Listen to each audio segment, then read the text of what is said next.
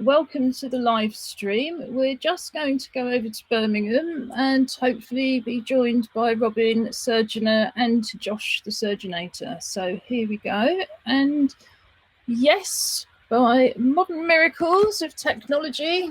Afternoon, we're And here. a great deal of chocolate, we're all here. Hi guys. So let's start with some introductions. I'm Jew Gosling. I'm Julie Newman. Hi, I'm Robin Surgeoner, otherwise known as Angry Fish. And I'm Josh Surgeoner. And we're here today on behalf of Together 2012, which is based in East London, but now has a national, nay, international programme going, hosted by people living in isolation, we suspect for rather a lot longer than 3 weeks, and aimed at everybody, but again, particularly you who, like us, are looking at a very long lockdown. Together 2012 was set up in 2013 following the success of the London 2012 Paralympics. We ran a volunteer-led festival that was supposed to be a one-off to bring the local community together with the Paralympics. But after that, it sort of developed a momentum of its own. And now usually we run a year-round programme in real life every morning, Monday to Friday, free open access arts workshops for disabled people and whoever they want to bring with them. And then we put on disabled-led exhibitions, performances, screenings, and other arts activities covering every range of arts that's aimed at everybody. Currently, of course, we're not able to deliver that programme in real life. So here we are online, together with a very detailed, lengthy, and hopefully something for everybody programme of joining from home arts activities. Do you want to tell us a bit more about yourself, Robin? And then I'm hoping I might even be able to play a bit of a film, because one of the things that we think about everybody living in isolation and lockdown is it's nice to be perhaps a bit more intimate and invite you into our own sitting rooms a bit more than we might have felt comfortable doing beforehand. And we've all got weeks to get to know each other. But let's start with some real life talk from you guys in Birmingham. Okay, so hi everyone, I'm Robin. As Jew said, I live in Birmingham, Sutton Coldfield, which is just outside Birmingham. I've been involved in disability arts and as a musician and a poet for, crikey, forever, since I was a teenager, and that's definitely more than 3 weeks ago. Yeah, we're up here doing our best to stay sane, to keep ourselves active, both physically as well as mentally. I think well-being, we're going to come back to this a bit later, but keeping our souls together at this time, I think is probably one of the biggest issues that we face, other than, you know, that virus thingy out there. I'm a musician, poet, as I said, and normally I'm a sports coach, which obviously at the moment I'm not. Well, that being said, we are doing lots of stuff online, putting up session plans and ideas about how to keep yourself interested while doing exercise at home. I'll pass over to him. Thanks. Yeah, tell us more about that, Josh. So I'm also a sports coach and a PhD student that kind of splits my time between Birmingham and Sheffield, which is where I'm at university. And yeah, one of the things that we've been kind of working on outside of the stuff with Together is some kind of exercise routines that can be done in the house. You don't really need any equipment, and it is aimed at those people that have got kind of quite a lot of function, because it's not kind of disability specific, but kind of ways to keep fit while you're staying at home and kind of following all the guidelines and things to stay healthy. Yeah, I think we'll put those links out on Facebook and Twitter for all of those of you who've got social media, and the links will be embedded from our website. It's a good point to flag up as well that if you don't have much function, or indeed if you just want a gentle warm-up before you start something more vigorous, linked in our Join In From Home section in the dance piece is a nice little warm-up from our associate wheelchair dance company, Folk in Motion, that really is suitable for anybody. So whether you're a wheelchair user or just sitting up in bed, you know, assuming you haven't got the virus, in which case I wouldn't recommend exercise, then that's all on offer there. So I think that's one of the most challenging things, isn't it? You know, if you're a disabled person and you're always trying to keep as well as you possibly can, the routines that everybody has for that, whether that's kind of trampolining, yoga, wheelchair, basketball, have all just been taken away, same as they have from other people. But I think we've got less options, if you like, because so many of us are in isolation. So that idea that you can take a walk for an hour every day is a little bit inspirational at best, I think. Yeah, and I mean, I think the whole idea, you can go out somewhere local for exercise is fantastic if it is literally, there is somewhere on your doorstep. But as we've seen, there are foolish people not keeping the distances or all converging at the same place at the same time, accidentally, and kind of putting themselves at risk. And I think that stay home, stay well, stay creative is actually probably one of the strongest mantras that we can have. I think that's right. I mean, there's always that issue with disability arts where people think, oh, is it occupational therapy, darling? Is it sort of special stuff? And worse, I think, where you get segregated courses at colleges where arts leaders go in with very, very low expectations of, say, people with learning difficulties. So indeed, what they produce is very, very basic. But disability arts is not like that, and anybody can take part in the arts. And the brilliant thing is that science has proved in the past, it doesn't have to have a therapeutic component. Just being part of engaging in the arts, any kind of activity, is actually really good for your blood pressure, your immune system, your mental health, your stress levels. So you don't have to do anything that's kind of described as therapeutic or mindful. You've just got to do whatever you enjoy doing, and that's still good for you. But I think one of the things we've been discussing in Newham, which is where Together 2012 is based in real life as the main Paralympic host borough, is that this national advice is very much acting like one size fits all, and it really doesn't. So our council were kind of issuing advice about how you could safely socially distance in the parks, but actually most of us live in places where you can't socially distance if you leave the house. The terraces are all set up so your front doors are literally next to each other. We've got huge numbers of people living in apartment blocks, including, of course, particularly all the apartment blocks around the Olympic Park. And their corridors aren't 2 metres wide.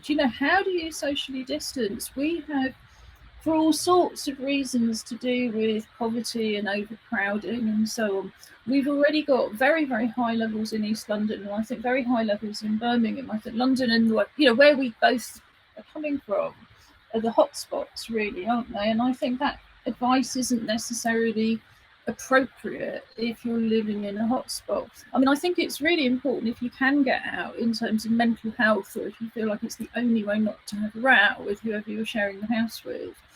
But this idea that it's good for you and that you can socially distance in kind of areas like ours, which is so overcrowded and where so many people currently have the virus, because we've got over 400 people just in hospital, which is if you use the local hospitals regularly, it's an almost unbelievable amount, isn't it?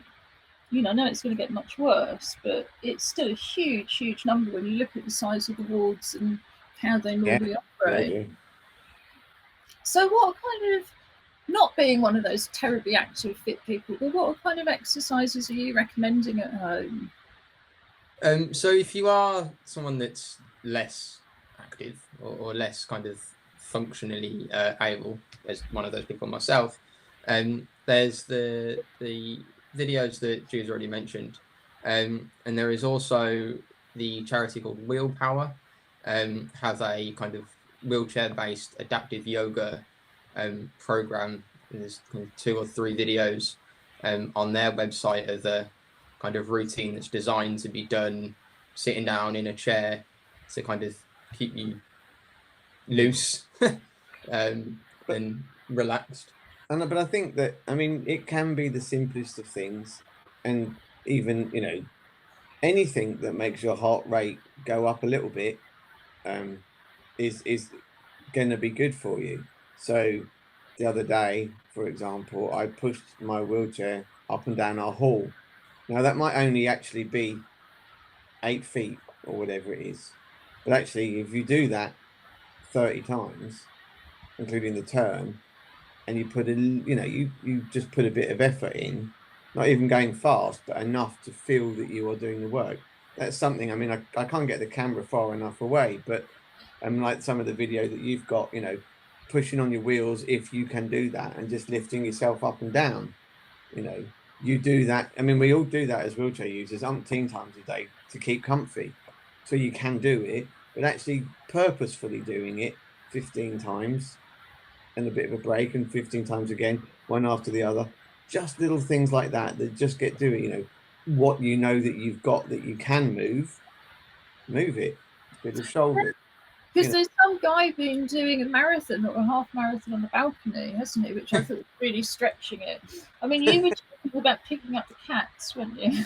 Yes, yes, I know how much my cats weigh, so I was thinking, well, I've got a slightly heavier one and I've got a slightly lighter one. So if I start off with the slightly lighter one, just build off into the heavier one. Yeah. And then 2 cats, they may not appreciate it, but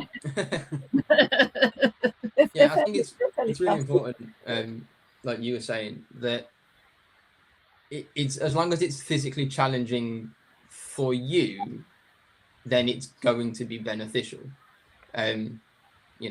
Whether physically challenging is picking up your cup of tea or running around benching your children, as long as it's something that taxes you, then it's going to be having that kind of that benefit. Yeah. It's all relative to whatever you can do. And I was impressed, this is name dropping, here we go. I was on BBC Radio London talking about this programme and this show on Saturday. And I noticed while I was listening beforehand, I think just once an hour they put on a very fast dance track and just encouraged everybody at home to get up and dance for 3 minutes. Well, that's the kind of thing that really makes you feel better, isn't it? I think as well, I mean, some songs are, you just cannot sit still, even if you can only move a little part of it. You can't really sit still to. The one that they had on Saturday was Rhythm as a Dancer, and I think that's very movable. It's got a nice beat, and you can sort of jog about in your chair if you want to. Do you know what I mean? I just think that's nice to hear, and it does make you smile. And I think we've got our. I was going to say, we're just reminding us that actually within the website we've got Listen Together, where we've put up, I mean, I think we've now got 5 playlists, and you can choose which one works for you at any given point in time. But that's a really good plug. I was about to get you to do that. I'm just going to put you on solo to talk a little bit more about that, because you might be able to hear, even in Birmingham, that we. Yes, I can hear your dog from here. Well, at some point, because at the moment I think we should explain to the audience we're still using quite basic kit, because although we've got our studios, they weren't set up to do this kind of thing, and we're having to learn very quickly. So I'm also expecting a delivery from Amazon of little bits and pieces to connect, which inevitably are going to arrive at some point. But I'm just going to put you on solo to talk a bit more about the playlists, the ones that you, because I think that's really interesting in terms of how we impact, arts and participating in music and dance impacts on moves. Okay, so hi everyone. So Josh and I are our own, and in the best breakfast TV presenters role, I'm thirsty. So, cheers, guys. So we have breakfast TV at 3. What time did you get up? Anyway, that's not the point, is it? So on the Together website, which is www.together2012.org.uk, there is a section called Listen Together, and we currently have 5 playlists on there, 2 of which are classical music, and then there are 3 other playlists that we've put together, actually really kind of as a response to the situation we're in at the moment, and rather than having to think, oh god, what do I need to listen to, I'm searching through, we've created a set of tracks, and they are together, the lists, I mean, they're on Spotify, but also on the website there is the entire playlist. We have Together We Will Survive, Together Keep Calm and Chill Out, and Together We Are Stronger. The Together We Are Stronger one is less of a kind of genre or mood type, but is actually made up of music by disabled artists or bands with disabled musicians in them. The Chill Out one is as it says on the tin, but then the Together We Will Survive is much more kind of idea as a set of uplifting tracks. And it starts, if you use the order that I put it together in, with Reasons to Be Cheerful by Ian Jury, which some of you may not yet be old enough to know of Ian Jury, but it's a really great track. But then there's the obvious ones: I Will Survive, Gloria Gaynor, Wake Up Boo, the Boo Radleys, Upside Down, Paloma Faith, Wash Your Face in My Sink, and Dream Warriors. Tracks that you'll hear all the time, but you never remember when you need to hear them. When you go, oh, what can I put on to cheer me up? Well, we've got that for you. Okay. I'm not sure how many tracks there are altogether, but I think with memory, the playlist is about 3 hours long. So if you're not cheered up by then you better go to the chill out and relax tracks, I reckon. And of course, other things on the website, and Jill's going to talk about that in a bit, so I don't want to preempt too much. But get yourself a wooden spoon and a saucepan, play along. Again, as a lot of the ideas we're talking about, both in terms of the exercise stuff, and in terms of joining in, is we can't go out and buy stuff. We don't want to presuppose that people already have a stack of musical instruments and hitty bangy things like I have. But there's nothing wrong with creating your own hitty bangy things, blowy things. Squeeze your children hard enough, they'll play the right note. That's right. That's all right. I can't guarantee it's going to be on key though. Sorry. We shouldn't encourage squeezing children too hard. Sorry, just losing my thread there. Just thinking about noises that you might make. Thank you. I think. Now. Anyway. So, I mean, the idea is to join in at home. Very much like, as I said, if you go to the website, you'll see. And I think we're going to talk, and now we've talked a lot here. We're going to come back to Ju and Julie, who might give you a little bit more about some of the ideas of joining in at home. Can I just ask you, Robin, you were talking about Spotify lists. Now, I'm not someone who has ever used Spotify. Can you just explain a little bit about Spotify and what it is and how to get it? You're talking to Spotify novices ourselves. Okay. Well, I would be a liar if I said that I'd used Spotify until we went to put these lists together. Because I use a different version, which I won't say, because if I promote Apple, then we'll get in trouble. But so Spotify is a digital music platform, and it's I think it's just Spotify.com. I believe so. Yeah. And there are different levels of membership. So there is a free membership, and you can stream an amount of music. I mean, I don't know what the limits are. You have to listen to an advert, and then you get 30 minutes of listening, I think, uninterrupted. I believe. Okay, yeah. So you are subject to adverts that sometimes come in, remembering kind of halfway through a song, and or the most, just when you don't want an advert. Tracks, there's still less than commercial radio, I would say. Yeah, I think it's kind of one ad every kind of half an hour, kind of between tracks.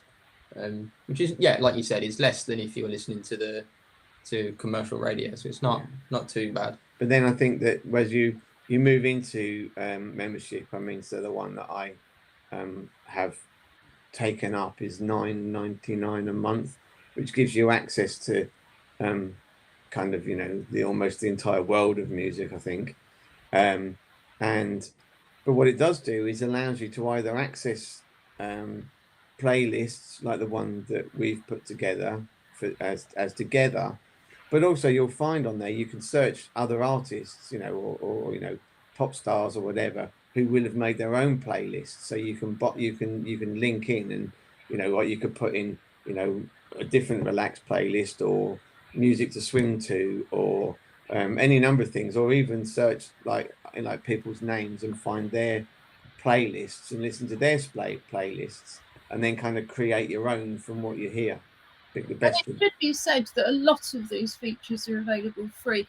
And I think also critically, you can listen to the playlist we've produced from our website. I mean, one of the reasons we're doing this as a YouTube broadcast and not something like Facebook Live or Instagram Live is you don't need to install any additional apps. Yeah. If you want to, it can go through the website.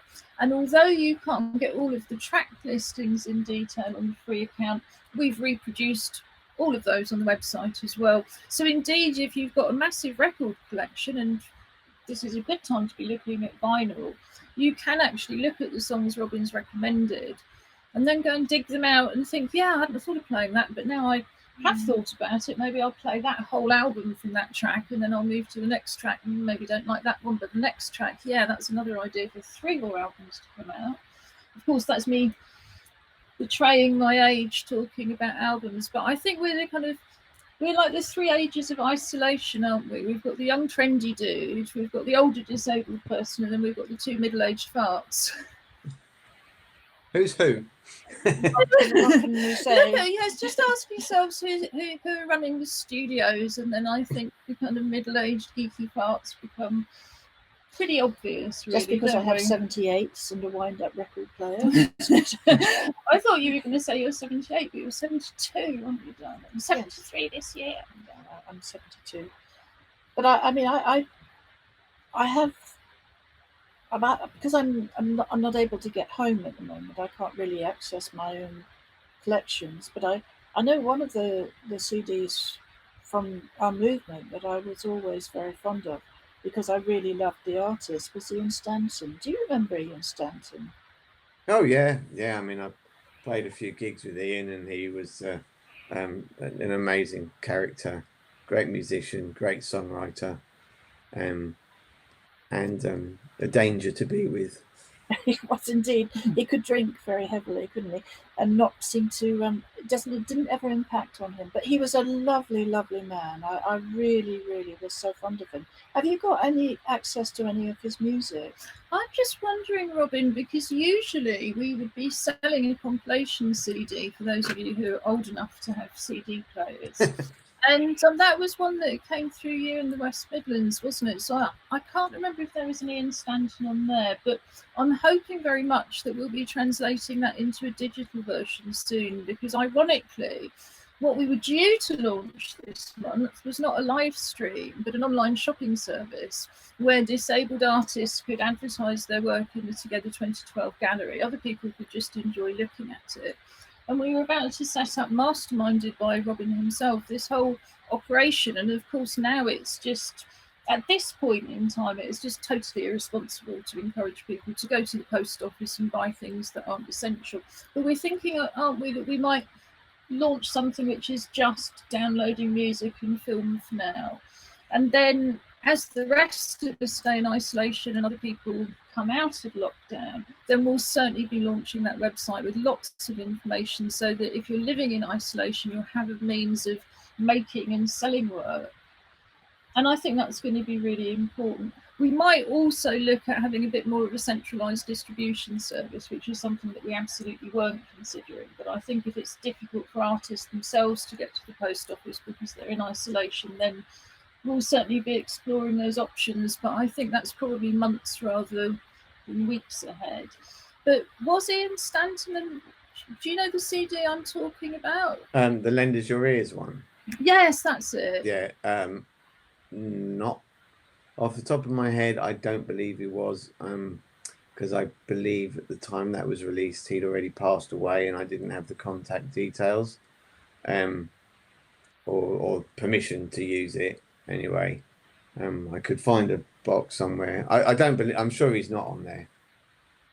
Well, I think it's there's a kind of a link here, but I think it's worth talking about opportunities now for disabled artists that are coming up. And something that I'm sure about is that this period, not just with coronavirus, but the change of government, is going to produce an awful lot of disability art, and including music. So it will be nice to look at, you know, perhaps the kind of album of the future is indeed the Spotify playlist, but we'll certainly be keeping an eye on that.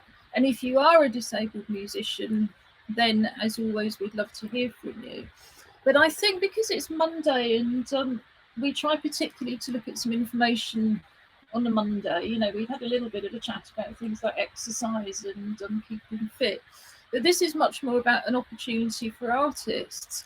So every year, our main artistic programme focuses around Disability History Month, which for anybody who doesn't know, runs from roughly the 20th of November to roughly the week before Christmas, depending on which week is kind of falls in the calendar.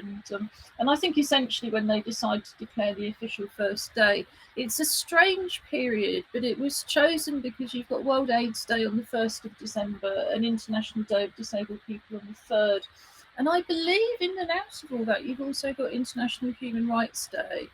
What I like about running a festival at that period is you kind of put the festive into festival, because everybody's winding down and everything's getting sparkly. And, you know, it's nice to kind of riff on all that, particularly because disabled people often feel quite left out. And we have a sort of between 3 and 6 weeks, actually, because sometimes we do start a couple of things like exhibitions a bit early. We reckon that there's so many things that disabled people can come and do, all free, because that's very much kind of written into our DNA. It has to be free. Well, DNA, it's really written into our aims and objectives and company articles, but it has to be free.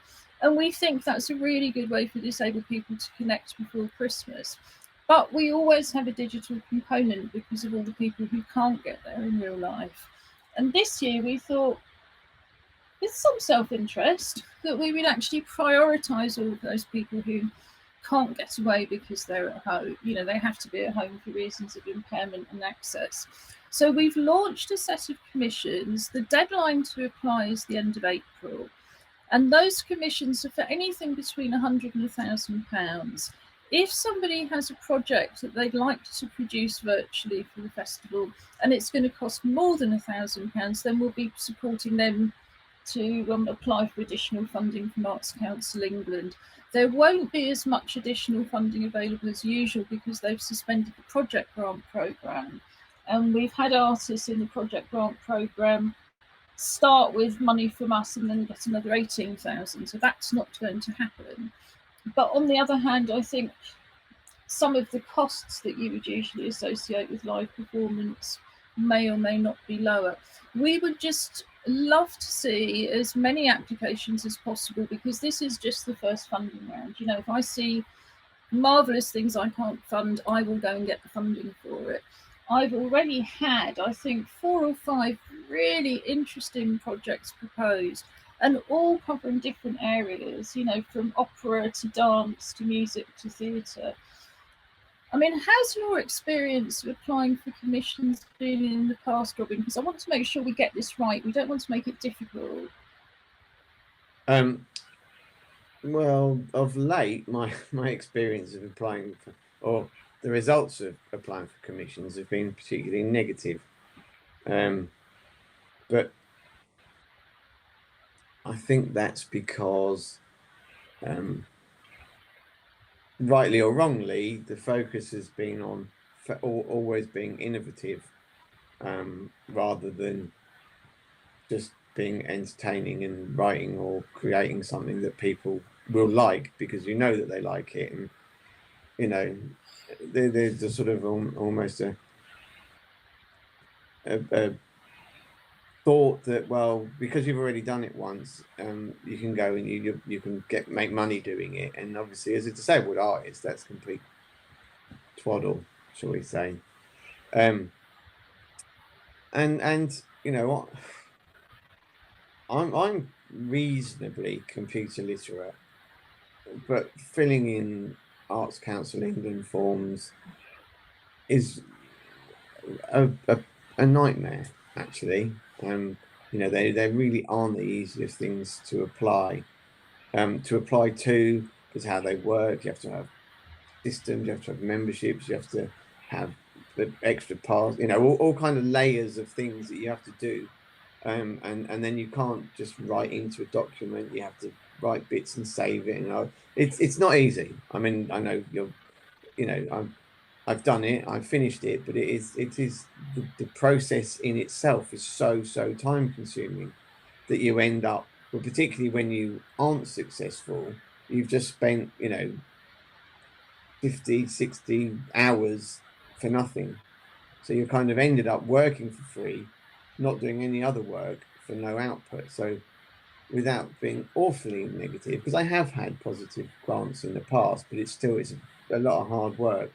So I think, the being able to make application for commissions easier, and being able to post them in a way that the artists can make their own explanation of what it is that they want to make and how they're going to make it and what it's going to cost.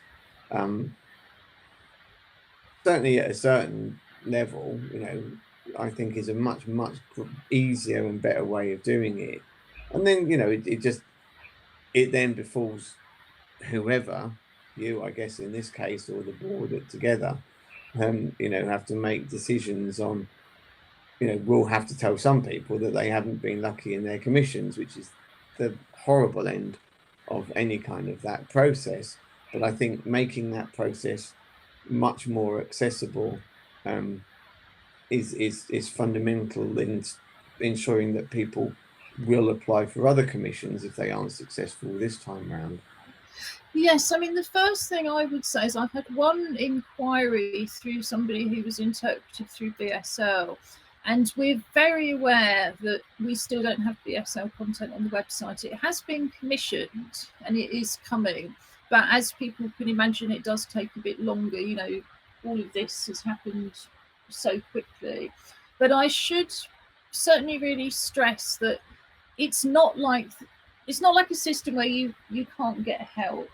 I've been really pleased to have people contact me so that we can discuss together, and I'm able to say, well, have you thought about doing it this way?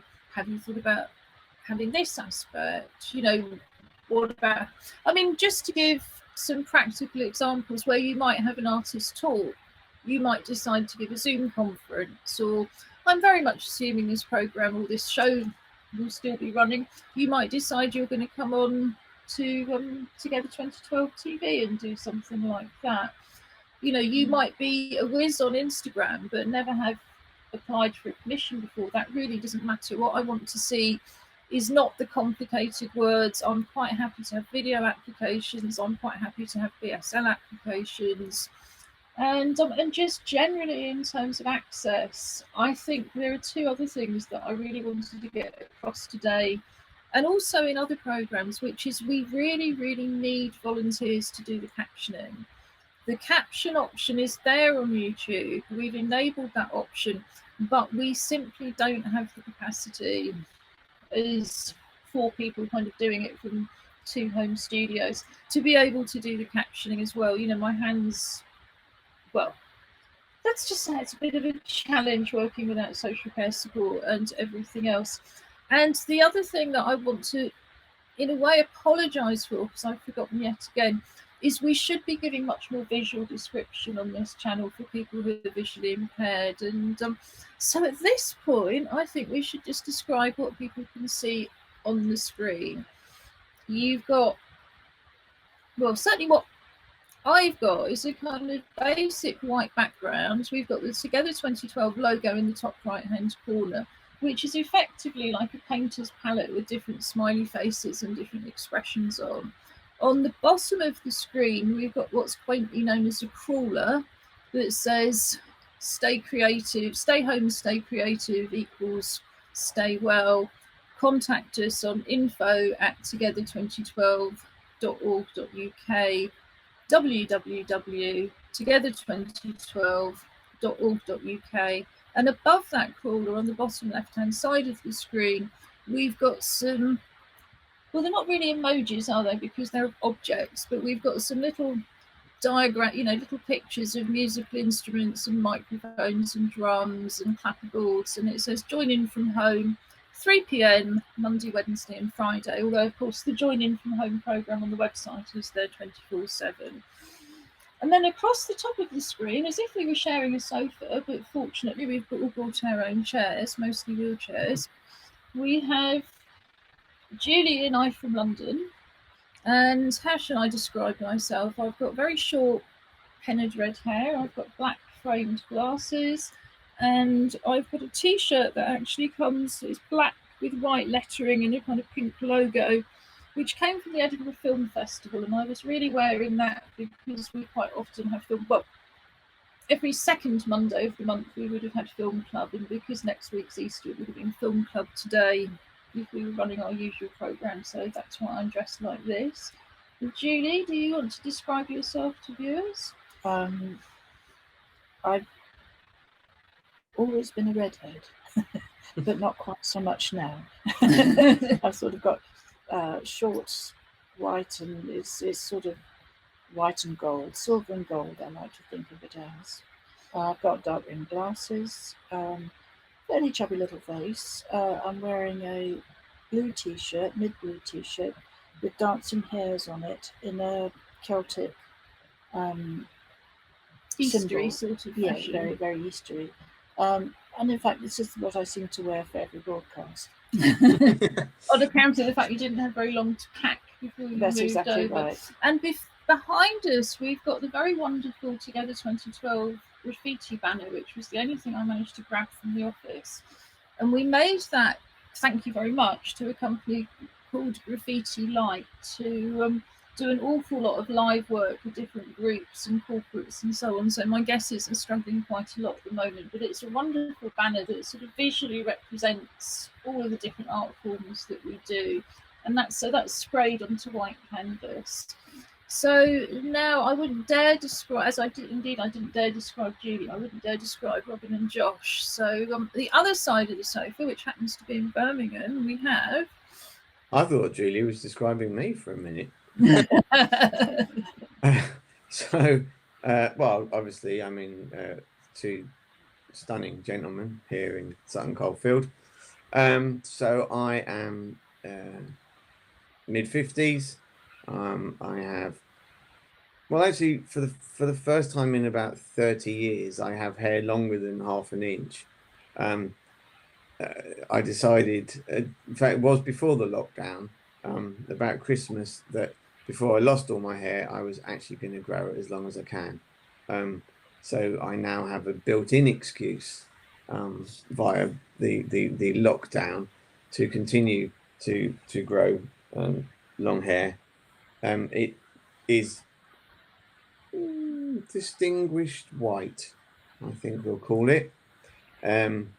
Apart from being scruffy and distinguished white. Scruffy and distinguished, obviously, they go together. I have no rimmed glasses with arms. I haven't shaved. Well, I just haven't. Yeah.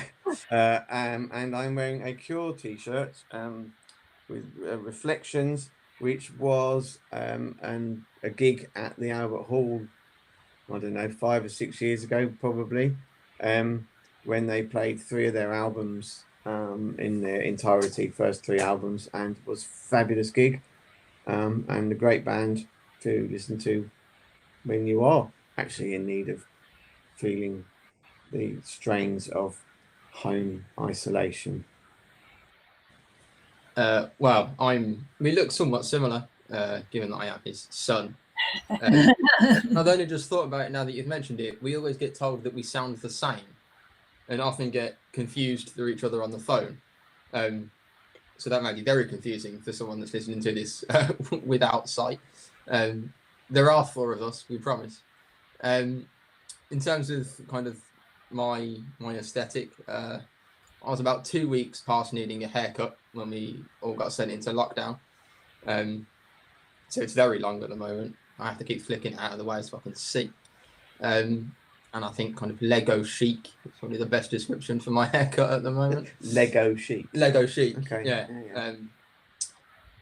Yeah. When we went to London a few months ago, we made our own Lego minifigures, and I was both proud and disturbed at quite how well the Lego hair matched my hair for my personal Lego figure. And I'm wearing a very old England rugby shirt from many years ago, but still fits me because I haven't grown for about 10 years. Yeah, that's me. Lovely blue eyes, though. Yeah. Yeah, I mean, my hair's so short at the moment that everybody thinks I've not got a problem. But of course, for me, who's used to having number one every 4 weeks, it's already the week that it would have had a haircut. And I've already been at it with the scissors. So I suspect as time goes on, there'll be more and more hair product, and then there'll be hats. And then Julie's just desperate to take the dog clippers to it. So after that, I'll probably be bald. I don't think so. I've got ideas. I've got plans for the great shearing. Yeah, this is the person, you know, who, I mean, when I go into the barbers, they say to me, same as usual, and everybody laughs because I've had practically the same haircut for about 30 years, and nothing short of a pandemic would make me grow it. But as it is, even I can see that it's going to be a long time before it's a sensible thing even to have a home haircut, because of course we're all struggling with this lack of PPE, and you know, I think that is so difficult for everybody listening. Can I just say, when you say PPE, well, it's a new word that we all suddenly know, isn't it? It's complete nonsense, because this is personal protective equipment, which actually could mean anything, couldn't it? You know, it's like the hard hat that I was wearing last week. You know, that's personal protective equipment, but it's not going to do much against the virus. But for all of us who need a supply of gloves and masks to make it safe for support workers to come in, I think the Care Quality Commission is being less than helpful, because what we've been told is basically contact the local authority, you know, who can only say contact the Care Quality Commission. And I think it's really difficult for people. I mean, I'm sure not shaving, not washing is very much the norm at the moment. We say, thank goodness you don't have smells online. And that's been a kind of constant theme with different disabled friends. You know, thank God we don't have smelly vision. We might have live streaming, but not that. Yeah, I get a bit cross about the lack of personal safety equipment for workers, and I think cross on two levels. Cross because as an ex-trade unionist, I think it's obscene that we're not protecting our workers, and you know, I think that's very wrong, especially as NHS staff are dying now, and they shouldn't be. They're not angels, they don't belong in heaven, they're workers who should be properly cared for, I believe. But also there's the other side of it, which is that we are vulnerable to other people bringing in infection. So, you know, we're between a rock and a hard place as users of services. And I think in a way it's almost indicative that we're all seen as expendable, the people who are giving their lives to provide care for us, and we who are on the other side of it receiving care. We're not really given any status or any due regard for our own safety and well-being. And I think it's all these pressures that are really adding to the kind of mental strain, which I suppose takes us nicely back to distracting ourselves by doing something creative, because that's also really empowering. Last week, I think on the Monday, we started with looking at the sock puppet challenge, and I'm not going to try and pull that screen up at the moment because we're still waiting for kind of extra power and so on. But what I'm going to try and do is show Tracy, Robin's partner, Josh's mother, making a sock puppet.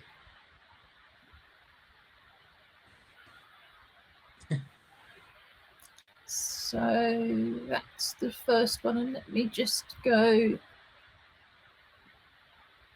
And I do, in fact, have the finished product. Oh, excellent. Ah, excellent. So I'm just going to hide Tracy again. Okay, so here, hold on, I should just adorn it. So here is the finished puppet. Oh, that's fabulous. With hours. lovely Move it the other way, Robin. Oh my God, I'm my left and That's right. it. Yeah. All awry. Yeah, hair locks, a necklace, and even earrings, dangly earrings. If you can see, hold on, them here. So I'm going to get you to send me some photos of that, Robin, and we'll stick it on Facebook and Twitter. Just to tell people where they can find the sock puppet activity. Under Join In From Home, there's some links to family activities. And what we say is that all of the Join In From Home activities are suitable for families. But the 3 family activities that we've picked out so far are the most popular activities when we run a day that's just for families of disabled children. And we've been doing that, not recently, but in the past, we did that on quite a regular basis at Richard House Children's Hospice. And it was a very, very kind of popular activity and very easy to provide for, because between us, we have a huge supply of single socks. Who knows where the other ones go? But what else could you do with them but make a sock puppet? You know, preferably wash them first. You know, we do recommend that, but you don't have to. And it is most basic. If you've got a sock that's light enough, as Robin did the sock puppet challenge last week, you can just get your felt tips out, and lo and behold, you've got a puppet ready to create a clay, make a film, send it to us, we'll screen it. Well, here's one I did earlier. The instructions we've got on the website give you 2 options. A really, really basic one, just using stickers for eyes and pulling some wool through, or one that's a bit more complicated in that it allows you to teach independent living skills. So it involves tying knots and sewing buttons on. And funnily enough, well, I suppose it's not so funny when you think about it, but I was surprised when I first started doing family activity days at how much young people enjoyed learning how to do things like tying knots and bows, because in that sort of system that's very kind of rushed, you know, the support worker comes in and rushes to get a young person up. If you're behind with development because you've been ill a lot, then people just go, oh, if you can't tie a knot now, we won't teach you, you know, just have Velcro. You know, that sort of Velcro shoe syndrome. So we do find that those really, really basic things can be something that people find really empowering to do. And if you're a family whose young disabled person, or indeed older disabled person, hasn't learned those skills yet, why not give them the opportunity? Because I very rarely come across anybody who wanted to learn to do something and couldn't.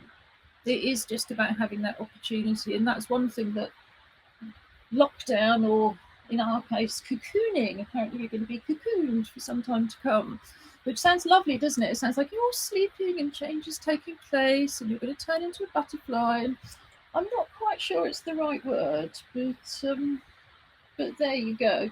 But mothballed, maybe. Yes. Yeah, that's more like it. Complete with strange smells. So, moving swiftly on, are we going to show Tracy or not?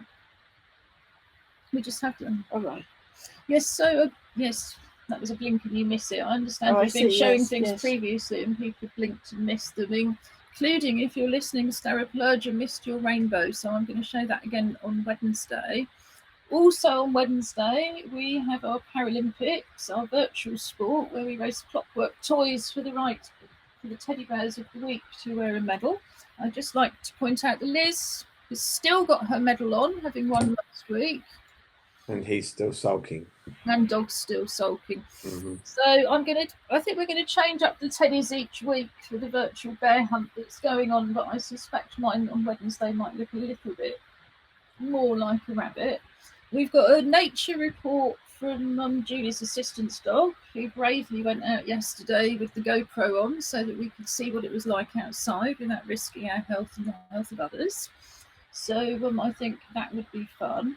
We're going to be looking at what's coming up over the weekend online, and I think we're all going to have a try to do that, and then probably put the responsibility on Josh as the young trendy one, because at least he knows what people want to see. But we'll be looking at the offers that are linked through from the Join In From Home page. And then we won't be back till next Wednesday because we're taking the bank holiday off as Together traditionally does. And hopefully after that we might even have upgraded some of our technical equipment and have better microphones If and the so deliveries on. arrive. If the deliveries arrive and the things can be joined together. But I think at the moment, just being able to set up a live stream within a couple of weeks and set up an activities program almost overnight, it's been demanding enough. I'd rather be online with less good sound and vision to start with and spend all our time worrying about the technical side.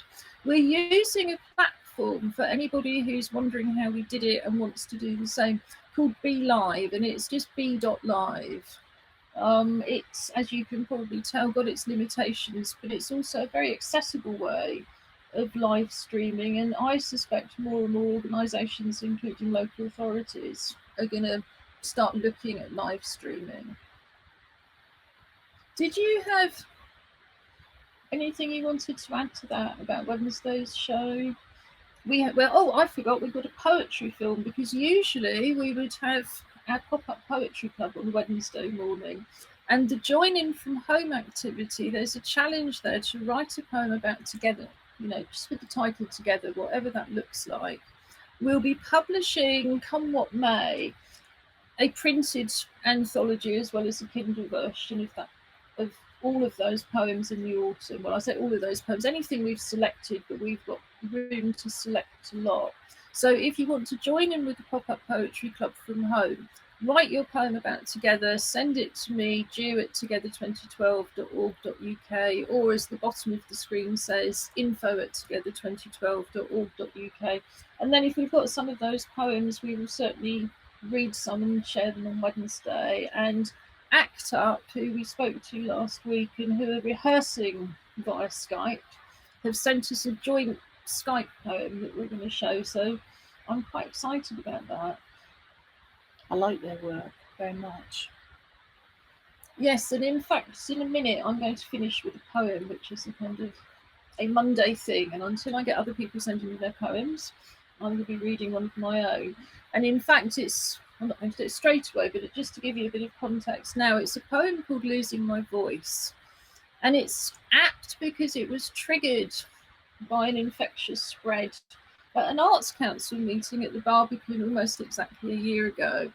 And I think as a disabled person, I've got quite fed up with the kind of people online going, oh, I've only got a cold, and yet everybody's looking at me like it's dangerous. Well, if I get a cold, I'm ill for 3 weeks, and as far as I'm concerned, a cold is dangerous. And this whole idea that it's okay to infect people as long as it's not too serious.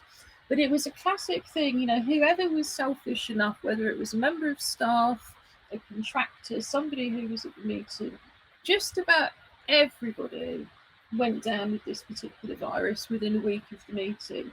Most of us infected the whole office. Some people got it twice. I guess with our new scientific knowledge, we knew it was a coronavirus.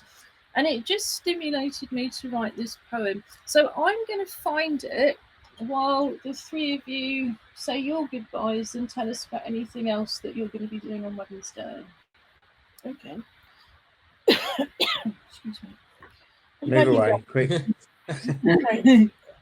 What about you guys? What are you up to? Well, I'm hoping actually to get to write some music.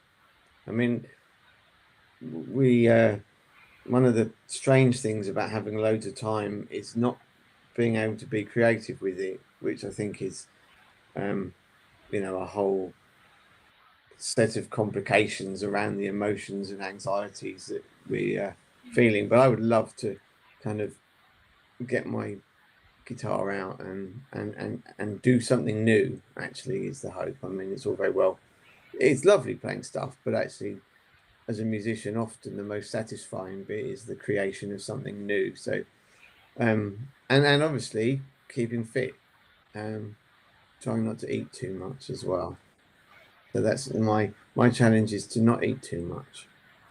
Josh? I mean, kind of outside of the work with Together, I've got some uni work to be getting on with, which I need to stop putting off and actually do. Some of which is kind of really exciting, some of which I can sympathise with your arts grants, is just ethics forms, which are wonderfully exciting pieces of paperwork to complete. But looking forward to winning back our medal hopefully on Wednesday in that virtual sport competition. I mean, we're going to be training our Teddy in anticipation of receiving a medal, obviously. Yeah. But no, just kind of looking forward to seeing kind of what art and things people put together over the next few weeks, kind of being a little bit removed from the art world. Normally, it's quite exciting to kind of be plunged in at the deep end with this and kind of seeing what different pieces of work are out there going to be kind of created over the next few months as we're all stuck inside. Yeah, I mean, I think some of the things I picked up from that is that actually having specific recommended activities to do can be easier to engage with than just being creative. I mean, I suppose all of this is creative, and I remember when we were doing the Together Showcase tent in the Olympic Park, having Josh come down and helping Robin with the tech. So there's obviously always been an input there. But yeah, I think sometimes just having a real focus, saying, well, I'm going to write a poem about Together, I'm going to make a film about home, you know, and all of the other things can be a little bit easier to engage with in the circumstances. But failing that, I know that later, you know, I'll certainly feel creative. So this is called Losing My Voice. We'll be pretty much finishing at the end of it because it will be 4 o'clock. Not that anybody else is going to switch us off or take over, but I think it's nice to try and be a little bit on schedule. And we'll be back at 3 o'clock on Wednesday. I had my voice when I left home, but as soon as I began to roam, my voice just seemed to fade away, no matter where or what I say. My voice is not the same as yours. My voice must therefore be ignored. My voice is not a valid one when everything is said and done. It isn't heard by passers-by. It isn't heard by those on high. It isn't heard by those who claim to speak to people in my name. It isn't heard with all the rest. It isn't heard when I protest. It isn't heard although I say you can't erase me in this way. Speak up, shout out is what we're told. Go forth, be strong and very bold. And yet the only ears that hear are those that venture very near. So listen closely for the sound. Millions of voices echo round. Stolen from us all, not lost. Silenced regardless of the cost. But we will not be silent. No, absolutely not. I just think you do silently say bye-bye. No, I think we're very much a kind of voice, and we're not going to shut up. We're just going to get louder and louder. And with that happy thought, then I think, yes, we will say goodbye. All together now. 1, 2, 3. Goodbye. Bye.